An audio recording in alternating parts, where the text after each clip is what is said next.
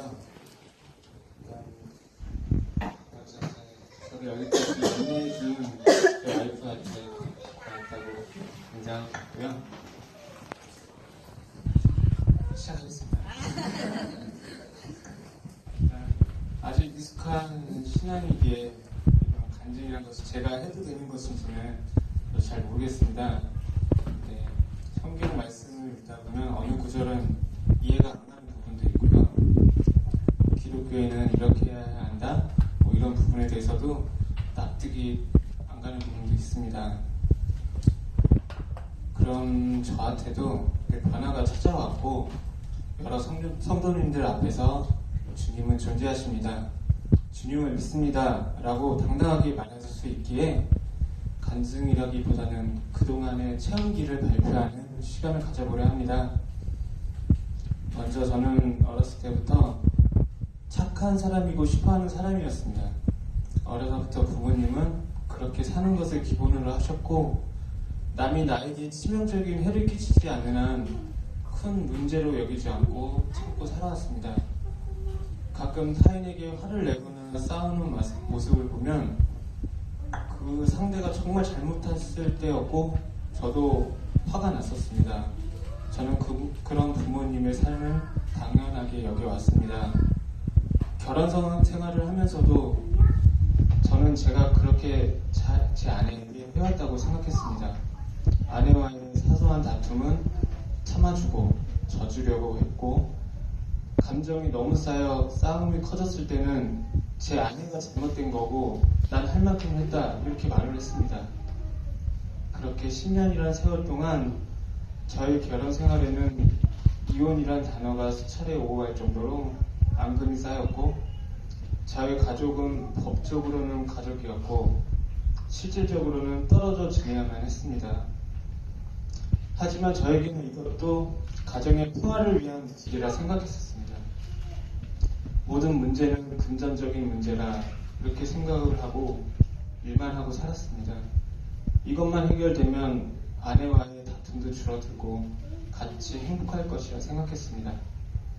시간은 가고 점점 지치는 생활 속에서 목적을 잃어버리고 그저 일만 하는 노예 같은 삶이 연속이 되었습니다. 하지만 이런 저에게 변화할 수 있는 기회가 찾아왔습니다. 어느 날부턴가 아내는 새벽 교회를 나가기 시작했습니다. 술도 마시지 않고 TV 프로에는 관심도 없고 노래는 오직 CCM과 찬송가만을 들었습니다. 평소 아내의 신앙에 대해서는 반대하지 않았고, 좋아하는 거라면 하게 두겁게 크게 신경 쓰지 않으려 했지만 아내가 교회를 같이 나가자고 하는 것은 거부감이 컸습니다. 사실 저는 평소 아내의 모습을 보면서 제가 생각하는 크리스찬의 모습은 아니라 생각했습니다. 그렇게 그녀의 신앙을 믿지 않았습니다. 그저 의지함으로 마음의 위로를 받기 위해서 가는 거라 생각했습니다. 하지만 이번은 많이 달랐습니다. 틈만 나면 저에게 간증을 하기 시작했고요. 전화를 할 때도 다른 대화보다는 대부분 교회 이야기였습니다.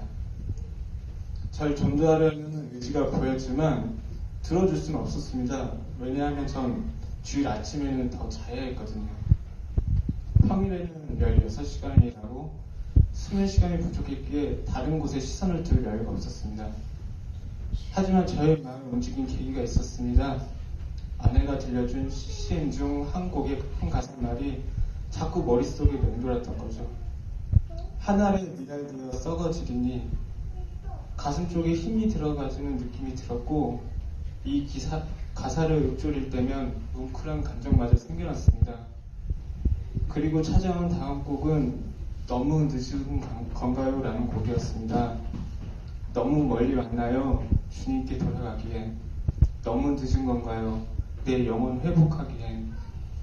새벽 일을 하는 4시간 동안 이 한 곡만을 무한 반복으로 듣기도 했고, 아내와 같이 걸을 때면 같이 들으며 부르기도 했습니다.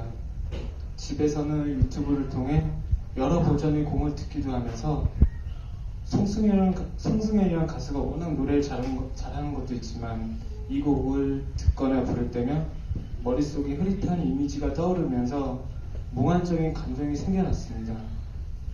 평소 시간 여유가 생기면 핸드폰으로 게임을 하거나 다시보기로 예능 프로, 드라마 이런 것만 보던 저에게 변화가 생겼고 아내와의 대화에도 웃음의 시간이 길어졌습니다. 당연히 교회에 같이 나가자는 아내의 말이 정과는 다르게 느껴졌고 아내를 전하게 한 게 무엇이고 이번에는 과연 길게 갈까? 하고 궁금해졌습니다.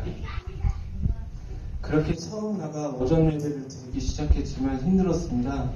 몸이 피곤한 탓도 있었지만 평소에 잘 없던 두통 이런 것도 생겨났고 교회에 갈 시간만 되면 화장실에 가야만 했습니다. 아내는 사탄 짓이라고 했지만 인정하기 싫었습니다. 아직도 좀 그런 것까지는 잘 모르겠습니다. 저의 의지가 부족하고 아직 불편함에서 오는 심리적인 것이라 생각하고 싶습니다. 솔직히 사탄이 제 몸에 들어와서 그렇다고 하면 좀 무섭습니다. 어렸을 때부터 겁이 좀 많았거든요. 열방반을 처음 시작할 때도 망설였습니다. 혹시 신앙도 없는 저에게 무리한 걸 바라시거나 숙제를 내주시거나 하는 게 아닐까 걱정됐습니다. 하지만 목사님은 차근차근 대화부터 시작하셨고 제가 갖고 있던 교회에 대한 거부감을 다 들어주시며 이를 바로잡기보다는 기다려주셨습니다. 어렸을 때부터 짧게 여러 번 겪은 교회에서의 목사님은 높고 어려운 분이었고 가까이 하기 힘들었지만 이번은 달랐습니다.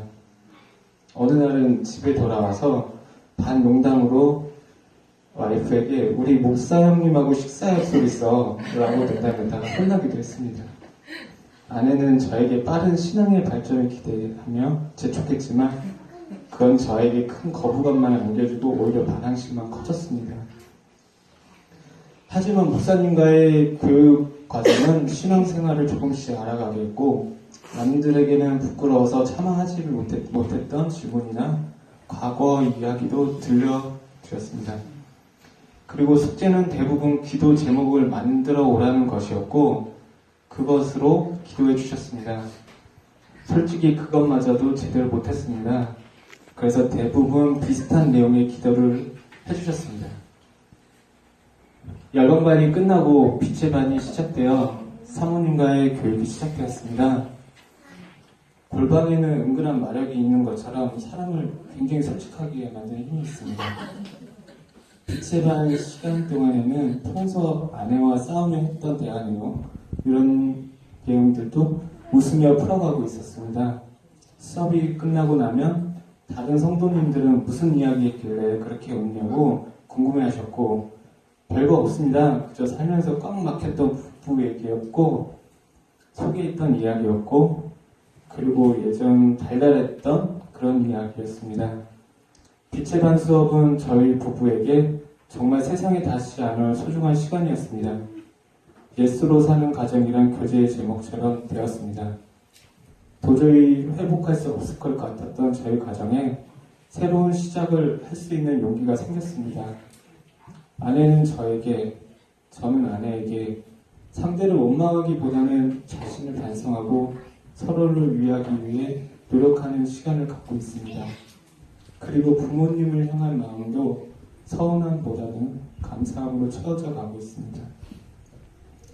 마지막으로 저희 아들 건이 평소에는 미안한 마음이 있었지만 바쁘다는 핑계로 함께하지 못한 시간이 너무 많았습니다. 교육을 갖는 시간 참 많은 눈물을 흘린 것 같습니다.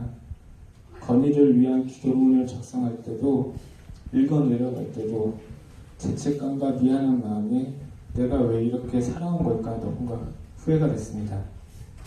그동안 참 많은 죄를 짓고 살아왔고 그로 인해 건이까지도 힘들게 하고 있었습니다. 처음으로 절실한 기도를 하게 되었고 또 처음으로 저를 변화하게 도와달라 기도했습니다. 마지막으로 빛의 반 마지막쯤에 작성했던 자녀를 위한 기도문인데요. 저의 작은 변화의 시작을 공유하기 위해 읽어볼까 합니다. 내 자녀가 이런 사람이 되게 하소서. 주님 감사합니다. 부족한 부모의 모습 속에서도 밝고 씩씩하게 자랄 수 있게 해주셔서 늘 감사합니다. 비록 지금은 이기적인 면도 있고 살이 분별이 부족하지만 선한 길로 가며 주님의 말씀 안에서 뜻을 품고 좋아하는 일을 하며 행복하게 지낼 수 있기를 기도합니다. 가정의 품에 머무는 동안 사랑하는 저의 마음을 항상 느끼고 소통할 수 있기를 기도합니다. 내가 이런 부모가 되게 하소서. 저는 죄인입니다. 저의 허물을 감추기 위해 가족을 힘들게 했습니다. 가족으로서 중심을 잡지 못하며 10년이라는 시간 동안 제대로 된 가정을 이루지 못하였습니다. 너무 늦은 건 아닌지 모르겠지만 깨달음을 주신 만큼 존경받을 수 있는 모습으로 믿음직한 아버지가 되겠습니다. 아직도 신앙이 부족하여 주의 구원과 훈계로 다스리는 데 많이 부족합니다. 꾸준히 노력하여 신앙적으로도 본보기가 될 수 있도록 이중적인 면도 사라지도록 도와주세요. 주님, 참 많이 부족합니다. 이런 저를 아껴주셔서 감사합니다. 이상입니다.